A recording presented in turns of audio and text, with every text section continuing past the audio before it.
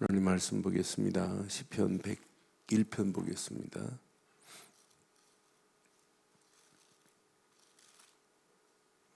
교독합니다.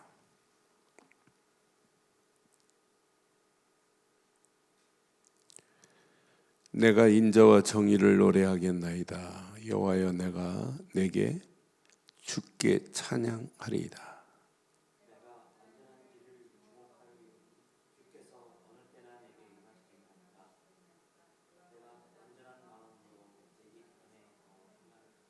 나는 비천한 것을 내 앞에 두지 아니할 것이요, 배교한 자들의 행위를 내가 미워하오리니 나는 그 어느 것도 붙들지 아니하리이다.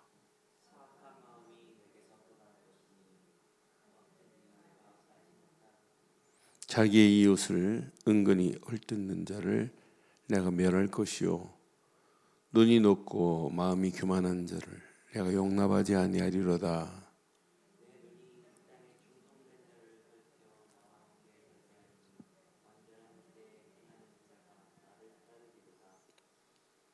주절 읽습니다. 거짓을 행하는 자는 내 집안에 거주하지 못하며 거짓말을 하는 자는 내 목전에 서지 못하리로다. 아침마다 내가 이 땅의 모든 악인을 멸하리니 악을 행하는 자는 여호와의 성에서 다 끊어지리로다. 아멘. 우리 인생은 바른 기준을 가지고 살아야 됩니다. 우리의 삶도 마찬가지예요. 공부하는 학생들도 기준이 있어야 돼요. 그 기준을 안 정하면 다 무너집니다. 신앙생활을 철저합니다. 뭐가 있어야냐면 바른 정확한 기준을 가져야 돼요. 왕이 된 다윗은 오늘 다윗이 부르는 시예요. 이걸 보고 왕의 시라고도 해요. 시편 101편.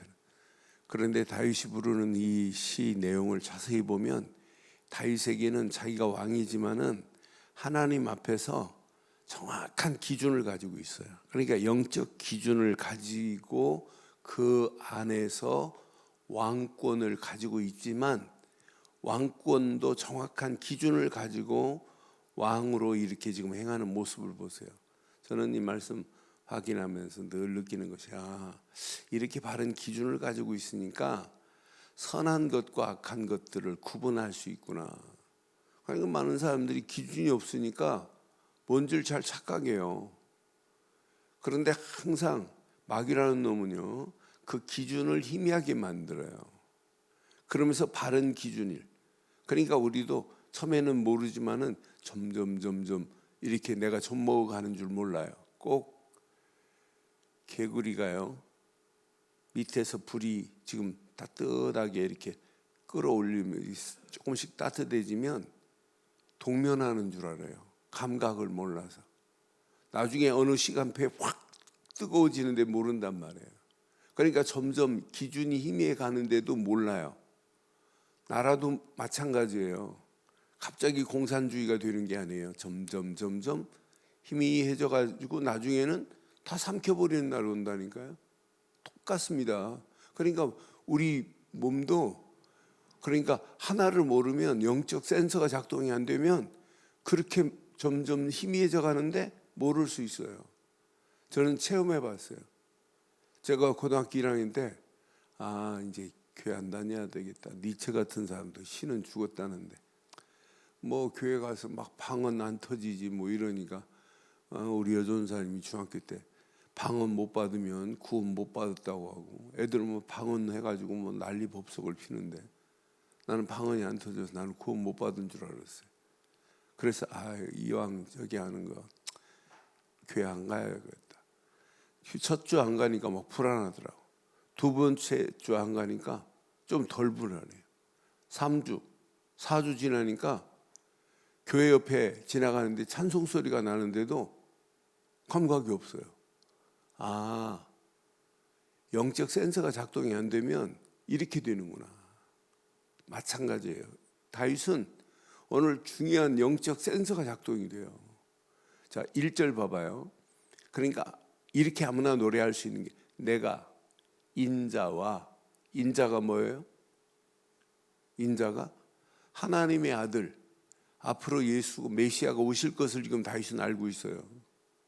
언약의 사람이에요. 그러니까 우리에게 인자는 하나님의 아들 예수 그리스도만이 인자예요. 우리는 하나님의 자녀들이지 인자는 아니에요. 인자는 예수님밖에 붙일 사람이 없어요. 내가 인자와 정의를 노래하겠대요. 하나님의 의를 노래하겠대요. 그러니까 이 하나님의 언약은 그냥 언약 한번 붙잡는 걸로 끝나지 않고 늘 언약 안에서, 제가 아침에 딱 일어나면서 그리스도 하고 일어났어요. 그러니까 우리가 인자와 정의를 뭐 하겠나이다? 노래하겠나이다. 여호와여 내가 주께 찬양하리라. 그러니까 정확한 언약을 붙잡으니까 하나님의 은혜, 하나님의 감사 노래할 수밖에 없고 찬양할 수밖에 없다니까요. 내가 주께 찬양하리라. 그러니까 정확한 기준을 가지고 있어요. 언약의 기준을 가진 다윗을 잘 봐요. 2절 보세요. 2절 보면 내가 완전한 길을 주목하겠대요. 그러니까 내가 완전한 길을 주목하리니 주께서 어느 때까지 내게 임하시겠나이까. 내가 완전한 마음으로 내 집안에서 행하겠대. 저는 우리에게 완전한 길이 세상에 어디 있니? 세상이 완전하다고 하는 길이 어디 있어요? 세상이 완전하다는 법이 어디 있어요? 다 불안한 법이고, 완전한 건 오직 하나님뿐이고 하나님의 말씀뿐이고 성령뿐인 줄 확신합니다. 그러니까 늘 보는 시야가 언약이고 말씀이었단 말이에요, 다윗은. 그러니까 이런 시가 그냥 나오는 게 아니에요. 시는요, 자기 속에서 자기가 삶에서 체험한 것들을 표현하는 게 시잖아요. 그러니까 시편에 보면 80% 이상이 누구의 시냐면 다윗의 시예요. 다윗이 늘 이런 부분을 체험하고 나니까 언약 말고는 노래한 게 없어요. 하나님 말고는 노래한 게 없어요. 찬양하라, 노래하라, 송축하라, 감사하라, 이런 고백, 그에게 영광을 돌려라, 이런 시는 다윗 말고는 없어요.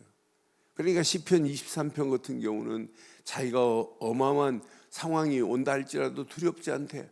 왜? 여호와가 나의 목자이기 때문에. 이렇게 기준점이 분명했단 말이에요. 그러니까 이런 기준을 가지고 있으니까 다윗이 흔들릴 필요가 없는 거죠. 문제 와도 상관없어요. 오히려 문제 오면 하나님은 더 크게 역사해요. 힘들다 어렵다 고민할 필요 없어요. 하나님은 더 완벽하신 분입니다. 그런 하나님이 다윗의 하나님만이 아니라 오늘 저와 여러분들의 하나님이 되시는 줄 확신합니다.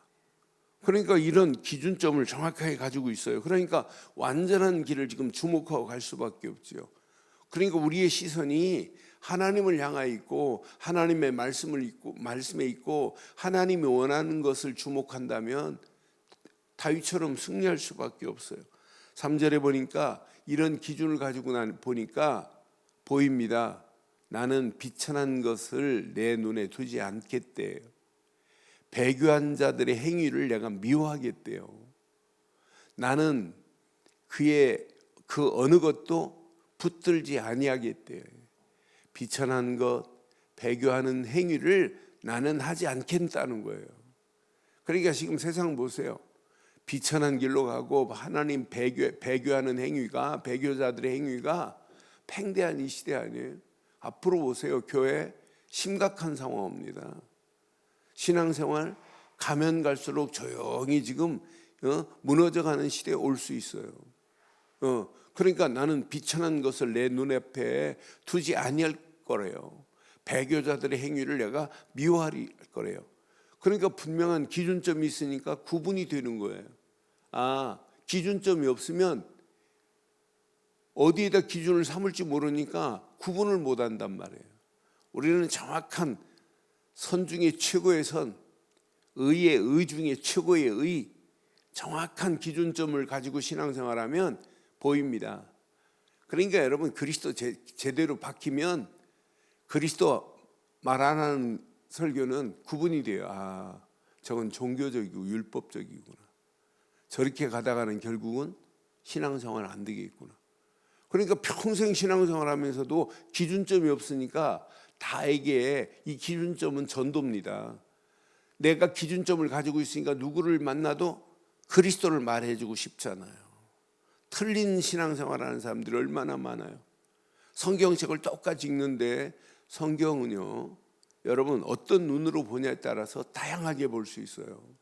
지금 돌아가셨습니다마는 한남대 김세열 총장 같으신 분은, 이분은 경제학 박사예요. 그런데 이분은 이스라엘에서 박사학위를 받아 오셨는데 기독교와 경제를 논문을 쓰신 분이에요. 그러니까 기독교 안에 경제가 다 들어있다는 얘기예요.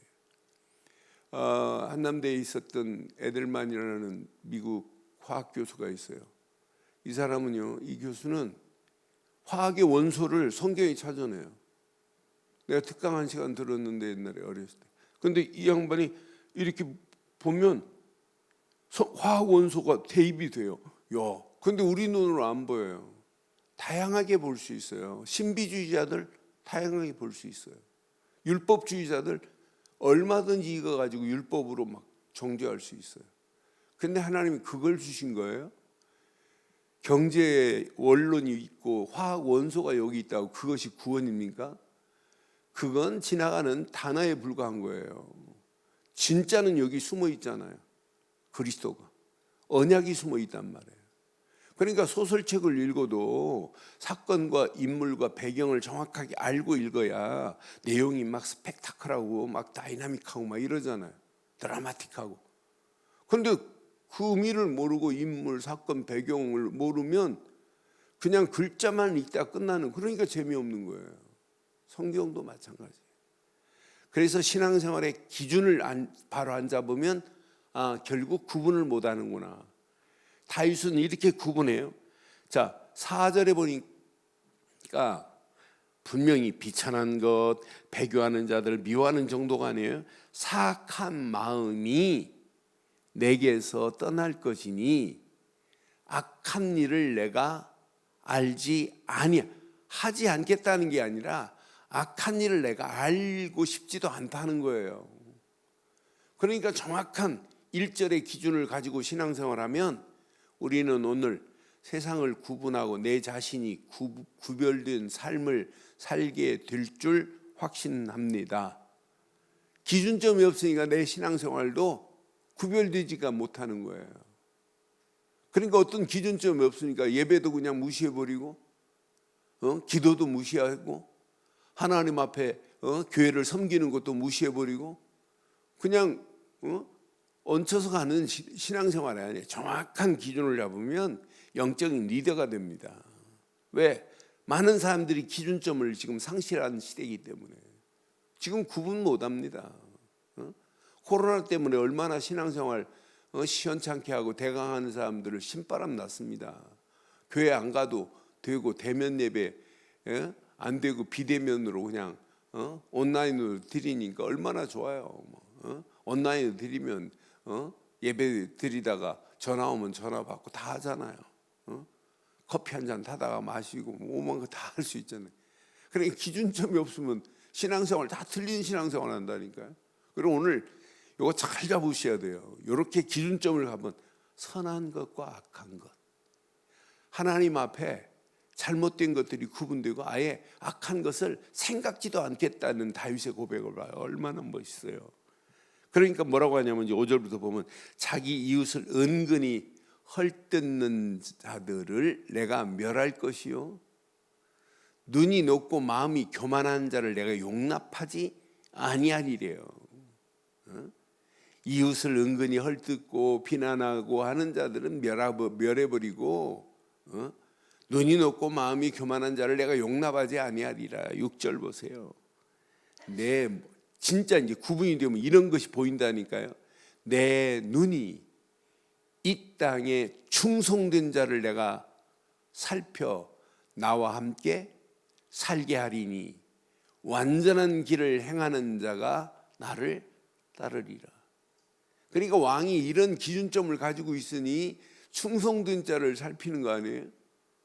그러니까 충성된 자가 자기를 위하여 충성이 아니라 하나님을 위해서 충성된 자를 찾아내면 돼요.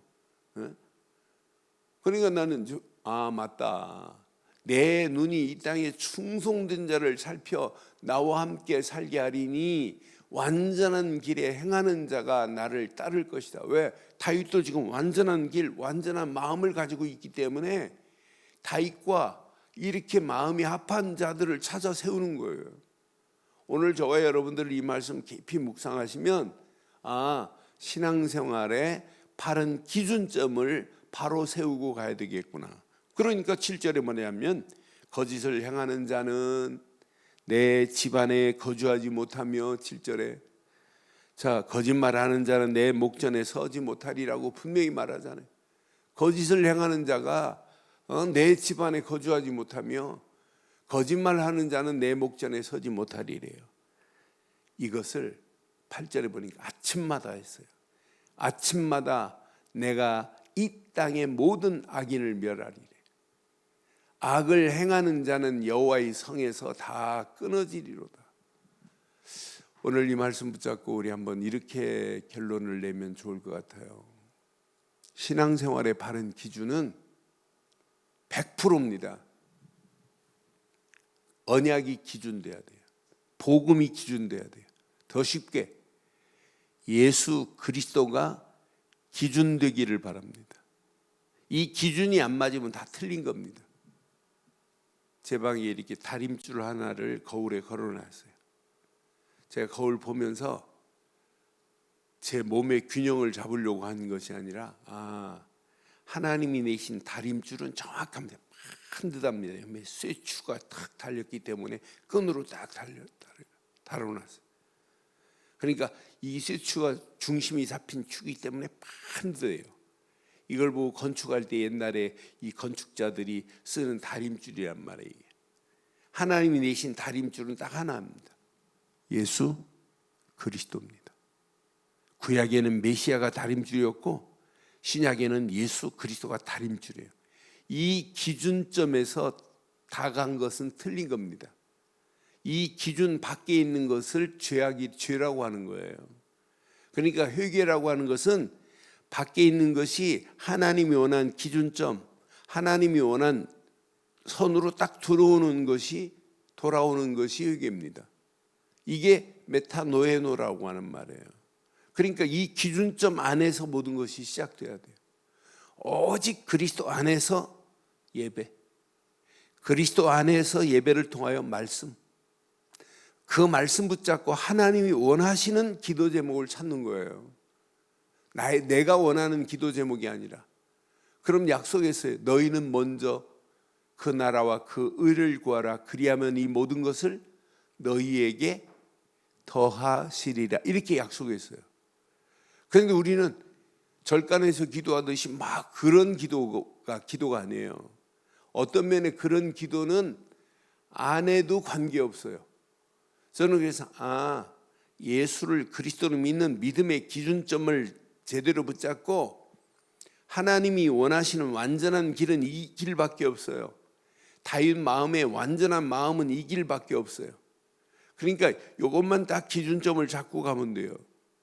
이 그리스도라고 하는 언약의 기준점을 제대로 붙잡고 가면 뭐가 되냐면 예배가 됩니다. 감사가 됩니다. 은혜가 됩니다. 그리스도를 통하여 내가 구원받은 것만 생각해도 익사이팅이 되지. 이것만 붙잡고 하나님만 생각하는데 막 찬양이 되고 감사가 되고 은혜가 넘치지. 그러니까 이런 분이 예배 드렸다. 예배하는 순간에 그냥 은혜의 시간이 돼버리는 거예요. 응답의 시간, 축복의 시간이 돼버리는 거예요. 이런 기준점이 정확하게 서서 뿌리 내렸다. 이게 기준점이 체질됐다. 이 기준점이 각인돼 버렸다. 끝납니다.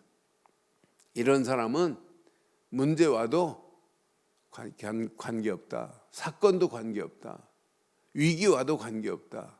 위기 사건 앞에서 하나님은 더 크게 응답하시고 역사하실 줄 확신합니다. 모든 것이 이런 사람에게는 뭐가 되냐면 기회가 돼요. 문제가 기회가 되고 위기가 기회가 된다니까요. 위기가 그게 기회입니다. 그러니까 우리는 조금만 힘들어도 힘들다, 못 살겠다 그러잖아요. 아니에요. 언약의 사람은 문제 안 돼요.